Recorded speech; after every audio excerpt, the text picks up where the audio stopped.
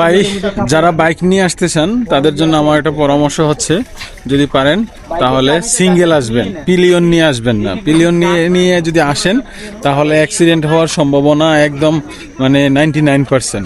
আমরা 9টা বাইক নিয়ে আসছি, তো যারা পিলিয়ন নিয়ে আসছে 9টা বাইকের মধ্যে তারা হচ্ছে সবাই পড়ছে বাইক নিয়ে।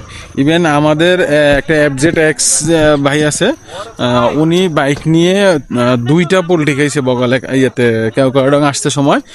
তার বাইকটা 2টা পোল্ট্রি খাইছে, পোল্ট্রি খাওয়ার পরে সেও পড়ছে, পরে হাতের যে কনুই আছে এই কনুইতে ভালোই ফ্র্যাকচার হয়েছে। ইভেন উনি এখন যেটা দেখাইলো আমাদেরকে যে কনুইর মনে হয় একটু নড়াচড়া করে, এরকম একটা অবস্থা। হ্যাঁ, সে পিলিয়ন নিয়ে উঠছিল। তো আপনাদেরকে আমি পরামর্শ দিব যে আপনারা পিলিয়ন ছাড়া আসেন। পিলিয়ন ছাড়া আসলে আপনারা মানে খুব সহজেই উঠতে পারবেন।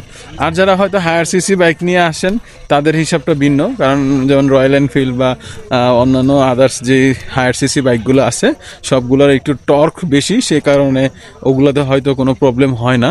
যেমন আমি দেখাচ্ছি আপনাদেরকে, এই যে আমার সামনে এখানে যে হয়তো একটা রয়্যাল এনফিল্ডের যে টিম ওনারা আসছে। এখানে দেখা গেছে যে কয়টা, একটা দুইটা ক্লাসিক, কয়টা একটা দুইটা তিনটা ক্লাসিক, আর হচ্ছে তিনটা ক্লাসিক। হ্যাঁ, এই তো,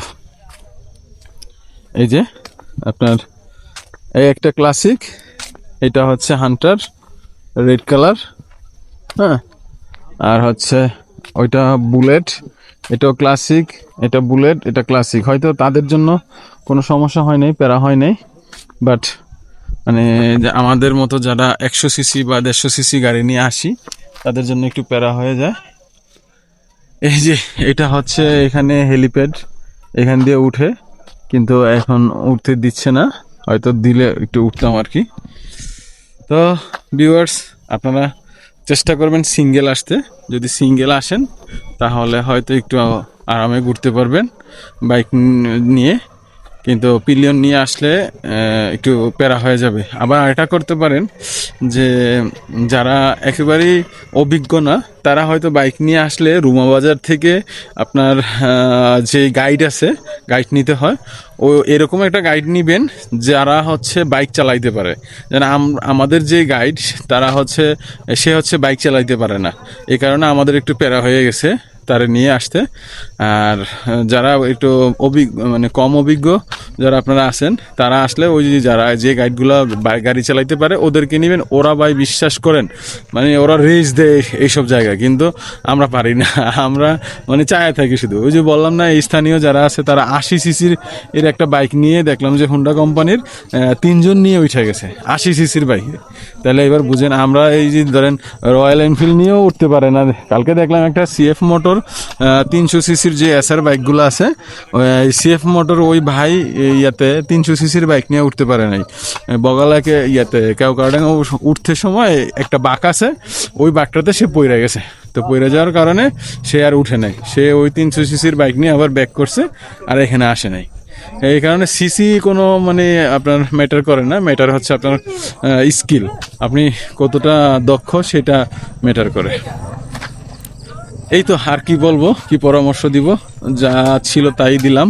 মানে আমার যেতটুকু অভিজ্ঞতা, মানে আমি গতকালকে আমরা বগালেকে স্টে করছিলাম, আজকে সকালে বগালেক থেকে কেওড়াডাঙ্গার উদ্দেশ্যে চলে আসছি। তো এখানে এসে এখন এই টুকটাক ঘোরাফেরা করলাম আর একটু রেস্ট নিলাম। এখন দুপুরে হয়তো লাঞ্চ করব, এখন লাঞ্চ করে দেন আবার একটু ঘোরাফেরা করব যদি পারি। ওই যে আমার পিছনে হচ্ছে আরও যাওয়ার জায়গা আছে, যদি সেনাবাহিনী অনুমতি দেয় তাহলে আবার ওই দিকে যাওয়ার ইচ্ছা আছে। সো যারাই আসবেন সাবধানে আসবেন, সমস্যা নাই ভাই, চলে আসেন, কিন্তু মানে কেওড়াডাঙ্গা দেখতে হলে আসতে হবে, একটু সাবধানে আসবেন, এই আর কিছু না। আর পিলিয়ন না নিয়ে আসাটাই বেটার। যেমন আমার বাইকে আমি যে পিলিয়ন নিয়ে আসছিলাম ঢাকা থেকে, জাহিদ ভাই, ওনার জন্য খুবই আফসোস লাগতেছে, ওনাকে আমরা আসলে বাইকে আনতে পারি নাই। ওনাকে আমি নামাই দিছি, যখন বগালে উঠবো তখন নামাই দিছি। নামাই দেওয়ার পরে উনি হাইটা উঠছে বগালে। আপনার হাইটা প্রায় 1 কিলোমিটার রাস্তা উপরে, একদম উপরে, এভাবে খাড়া রাস্তা।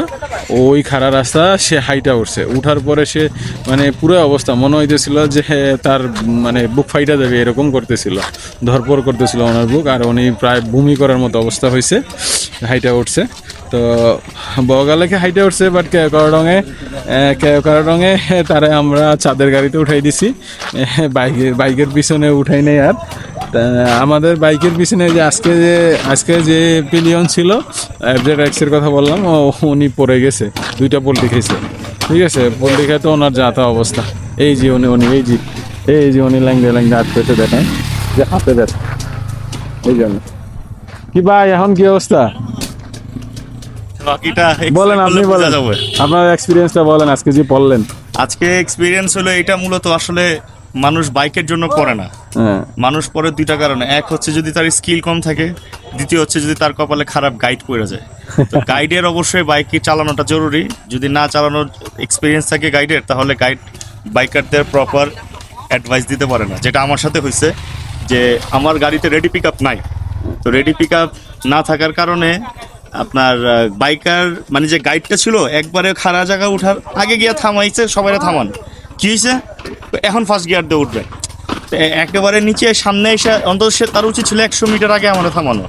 তাহলে আমি মানে এটা পিক আপ মারে উঠতে পারতাম, এবং আমার গাড়িটা রানিং এ থাকতো, এবং আমার গাড়ি মিনিমাম 30-40 স্পিডে থাকতো। তখন আমি উঠে গেলে প্রবলেমটা হইতো না। একবারে গোড়ার মুখে আইসা আমারে বলে যে এখন ফার্স্ট গিয়ারে উঠ। ফার্স্ট গিয়ারে উঠবো আর কি, তখন তার প্রপার পাই নাই। আমার গাইড ছিল নিজে আমার সাথে। অ্যাক্সিডেন্টটা এই গাইডের ভুলের কারণেই হয়েছে আর কি। নাহলে এরপরে আবার এই যে হাত ব্যথা নিয়ে আমার সম্ভবত এলবোটা হিলে গেছে, ঢাকা এক্সরে করলে বুঝতে পারবো। পরবর্তীতে আমি এই বাইক নিয়ে আবার আরো যে খারাপ রাস্তাগুলো ছিল উঠলাম, ওটাতে কিন্তু আমার প্রবলেম হয় না। এবং আমি পরবর্তী খারাপ যে রাস্তাগুলো ছিল ওটাতে সেকেন্ড গিয়ারও উঠতে পারছি। জায়গা ভেদে কোনো জায়গায় আবার ফার্স্ট গিয়ার নিছি, কিন্তু আমি টানতে পারছি। কারণ যে আমি রানিং এর মধ্যে ছিলাম। গাইডেন্স ভুল থাকার কারণে অ্যাক্সিডেন্ট হওয়ার একটা অনেক তীব্র চান্স আছে, যেটা প্র্যাকটিক্যাল এক্সপিরিয়েন্স হলো। দেখ ভাই, আপনার জন্য আফসোস লাগতেছে। দোয়া সবার কাছে, সবাই ভাইয়ের জন্য দোয়া করবেন।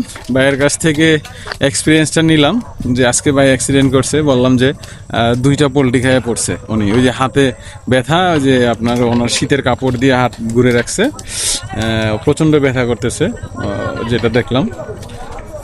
ওই যে আমি এর আগে যেটা বললাম আপনাদেরকে, সেটা হচ্ছে আপনারা গাইড নেওয়ার সময় অবশ্যই যাচাই করে নেবেন, যাতে করে সে বাইক চালাইতে পারে কিনা। যদি তারা বাইক চালাইতে পারে, এরকম একটা গাইড নিতে পারেন, তাহলে আর কোনো প্যারা নাই, সে 3 জন নিয়ে উঠতে পারবে, কোনো সমস্যা নেই। বললাম না, 80 সিসির বাইকে 3 জন নিয়ে উঠছে দেখছি।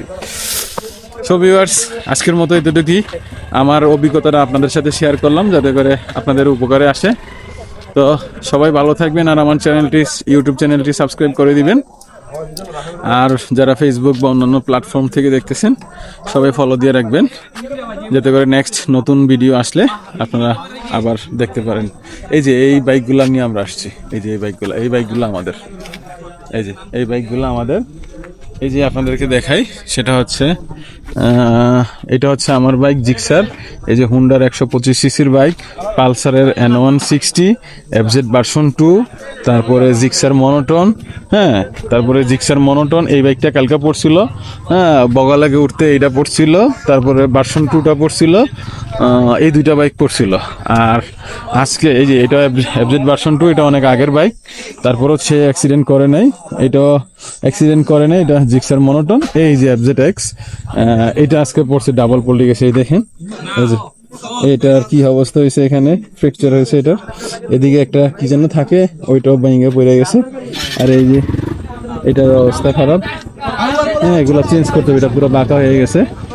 এই বাইকটা মানে ডাবল পোল্টি খাইছে। এই যে যার ইন্টারভিউ নিলাম একটু আগে, তার বাইক এটা FZ-X, এটা নিয়ে পড়ে গেছে। এই যে এখানে, এই যে এটাও ভেঙে গেছে, এই যে এটাও ভেঙে গেছে, এটার মতো ছিল এখানে, এই যে ভালো ফ্র্যাকচার হয়েছে। সো যারা আসবেন সবাই সাবধানে আসবেন, সবাই ভালো থাকবেন। আল্লাহ হাফেজ, আসসালামু আলাইকুম। একটু ভিউটা দেখেন, গরম।